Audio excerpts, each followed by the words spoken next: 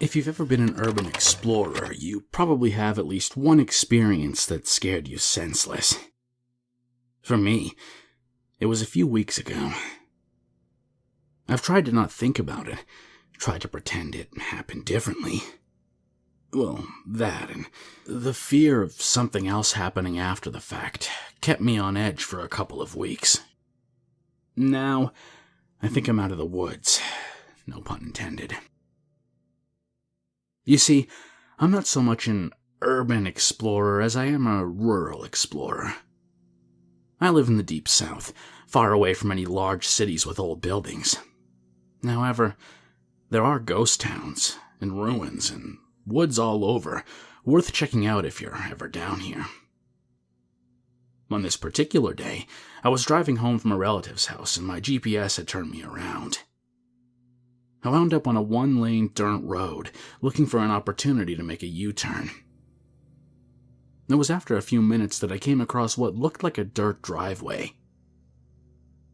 It was surrounded by trees on both sides and had a chain that ran across the entrance with a bright red "No Trespassing" sign.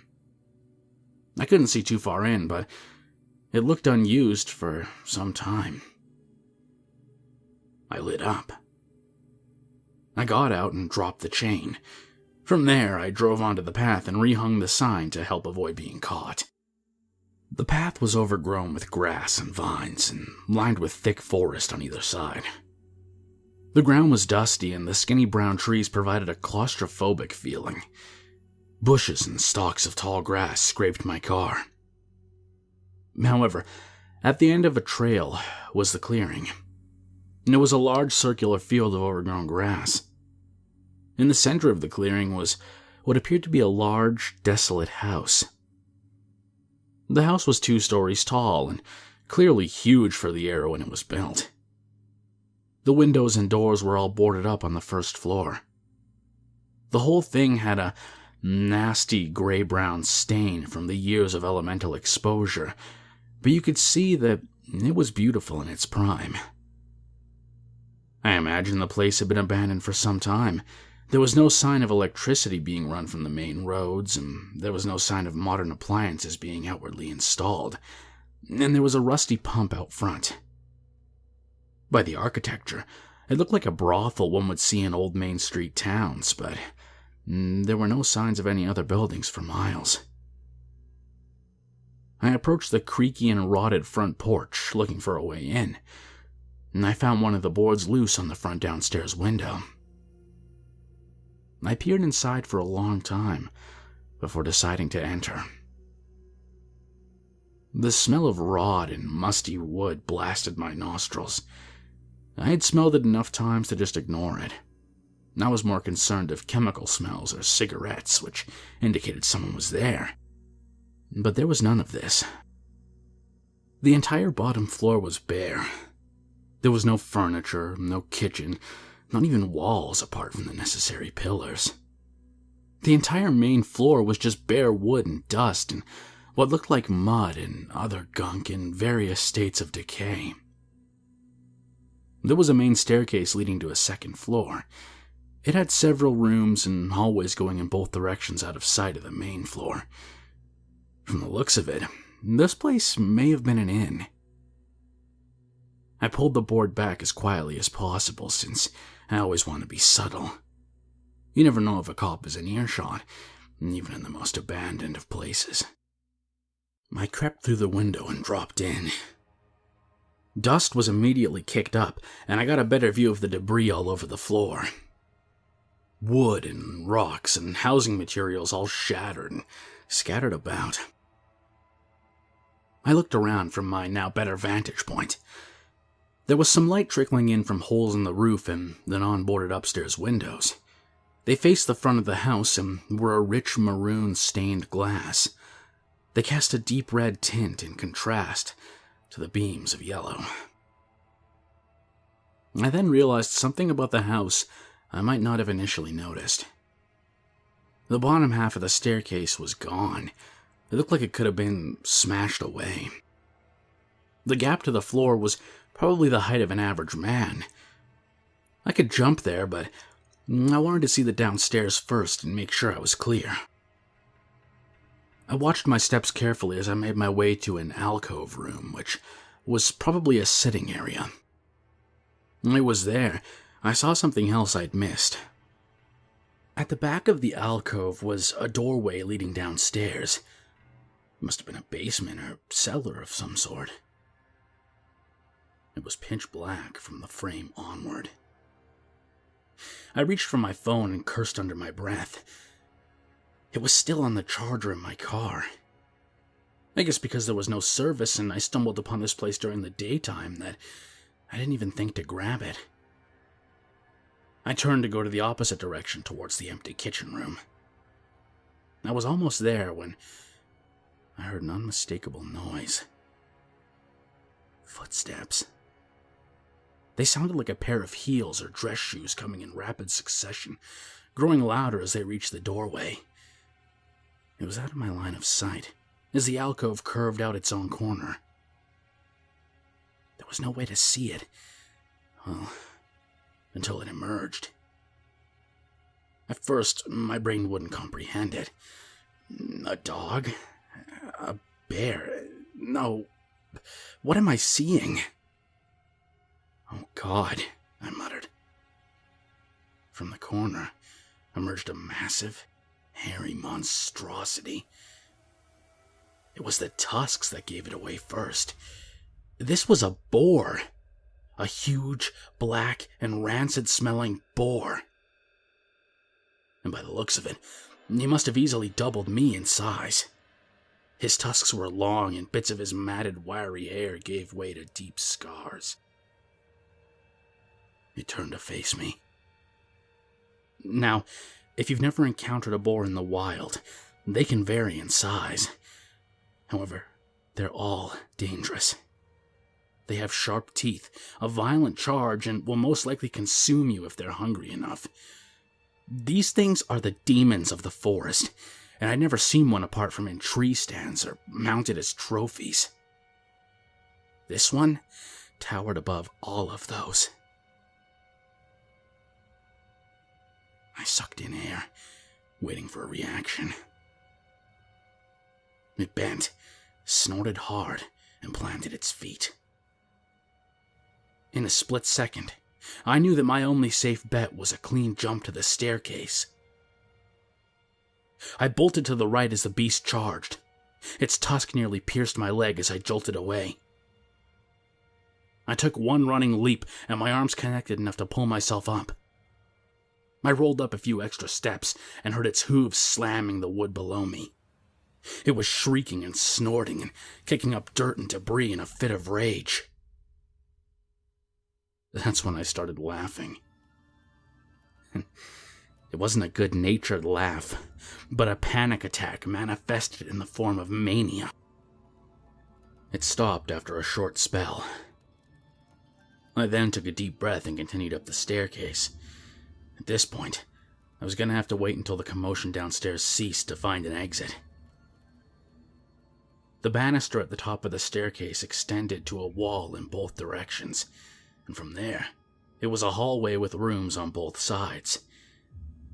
I made my way to the right. I noticed some rooms had doors and others didn't. I chose the first door to my right. It had a door that was cracked, about the width of my body. Inside was old rotting furniture, dressers, bed frames, doors, and cabinets that were all stuck haphazardly in a pile, and behind it all was a small gap and an unboarded window facing the roof, its bottom half missing.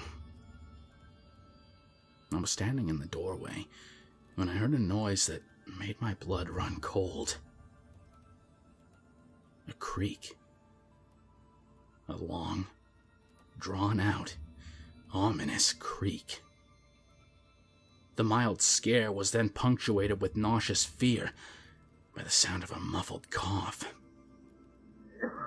It was coming from the end of the opposite hallway. I quickly and quietly made my way into the room and hid behind the pile of wood and garbage. Thankfully, the boar was still slamming around downstairs, so my mistakes were masked. I had a small hole in the pile to see the doorway and slightly into the hall. My heart was pounding so hard, I thought it was audible. My lungs were on fire, and I could feel my eyes moisten. The birds outside the window had gone completely silent. I then heard a now familiar sound. I heard hooves. I heard the exact same clopping I'd just heard minutes ago. Another one? I thought in a terrified moment. The clops grew closer. I strained my eye to see into the hallway, hoping the noise would stop or go the opposite way. It heard me laugh. It definitely knows I'm up here. It was in that moment of brutal tension that I saw it. The unmistakable snout, led by two long tusks. It kept moving, revealing fur and a snarling mouth. However, it then made my mind readjust again. It didn't have eyes, rather just shrunken, dried holes with nothing behind it. Its skull curved in a way that boars don't usually have. At the back of its head looked to be a leather strap, and then a different color of hair. Then flesh. And then I saw the hooves, bloody and crudely detached above the base, the empty fur piled up around a man's wrist like a rotten leather glove. He was naked, apart from the severed boar's head and hooves. He walked on his hands and feet. He made no noise other than a few huffs, and dried blood caked the areas of his pale flesh where the body parts were worn. He was emaciated, but still large enough to easily be a threat. I don't know how to explain it. It was so weird and so vile that I still can't wrap my head around it. He moved his head into the room, but after seconds that felt like hours, he turned, his body in a contorted curve as he balanced his feet and hands in the severed hooves. He clumsily clicked his way down the hall, out of sight. In this moment, I had two options. I could risk the stairs and bore, or take the window to the roof and risk the masked psychopath being on my heels. I had my mind made up for me. It was then I heard a shriek so inhuman I've had nightmares about it. It was sharp and high, but muffled and resounding. It sounded wet, but also wheezed. It was followed by rapid clopping on the wood. It was coming right for me. I stumbled clumsily out the small opening at the bottom of the window and rolled out onto the roof. The drop was a risk, but the only way to get out fast. I heard the stomping enter the room, and I let myself down as safely as I could.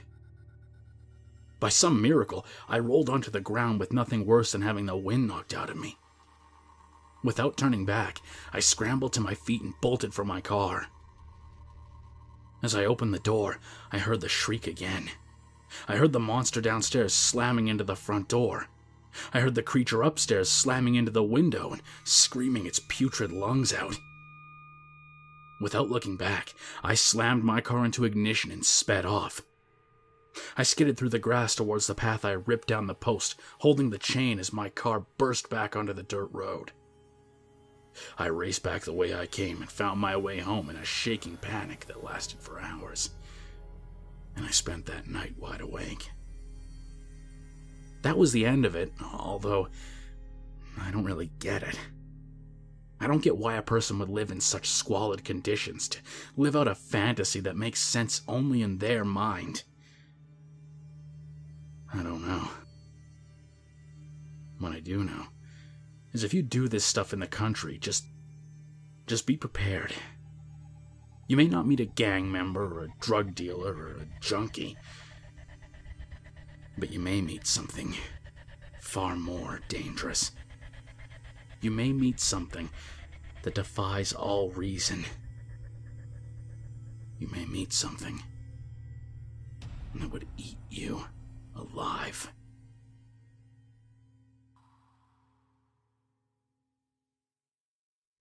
If you made it this far, I hope you'll follow me on Twitter at KingSpook Creepy.